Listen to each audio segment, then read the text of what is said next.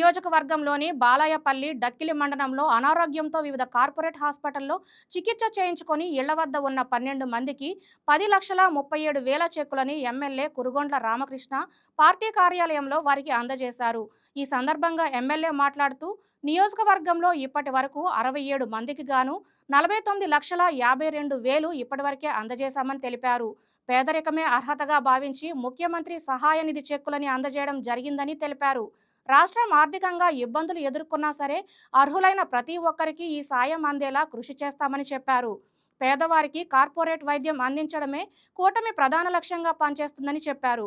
గత ప్రభుత్వంలో ముఖ్యమంత్రి సహాయ నిధి నుంచి పేదవారికి ఒక్క రూపాయి కూడా అందిన దాఖలాలు లేవని స్పష్టం చేశారు. ఈ కార్యక్రమంలో ఏఎంసీ చైర్మన్ పునుగోటి విశ్వనాథం, డక్కిలి మండల అధ్యక్షుడు పోలంరెడ్డి కోటేశ్వర్ రెడ్డి, మాదాయిపాలెం సొసైటీ అధ్యక్షుడు ఏలేశ్వరం రామచంద్రయ్య నాయుడు, మాజీ ఏఎంసీ చైర్మన్ పులుగొల్లు రాజేశ్వరరావు, నాయకులు కార్యకర్తలు పాల్గొన్నారు. 19 నుంచి 24 వరకు పేదవాళ్ళకి ఎక్కడ కూడా ముఖ్యమంత్రి నిధి నుంచి 10 రూపాయలు ఇచ్చేటువంటి దాఖలాలు లేవు. గత ప్రభుత్వంలో తెలుగుదేశం ఉన్నప్పుడు ముఖ్యమంత్రి ఇచ్చారు చంద్రబాబు నాయుడు.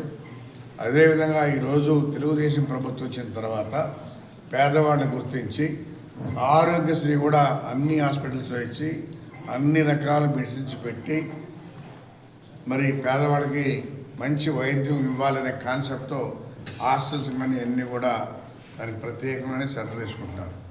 అయినా కూడా కొంతమంది అది కొన్ని కారణాల వల్ల వర్తించుకుని మళ్ళీ సెకండ్ టైము చూపించుకుంటేనో ఈ బిల్లులు తెచ్చేటన్నీ కూడా ఈరోజు ముఖ్యమంత్రి సహాయ నిధి కింద సబ్మిట్ చేసి ముఖ్యమంత్రి సహాయ నిధి నుంచి ఈరోజు మనం చెక్కులు తెచ్చిస్తూ ఉన్నాం.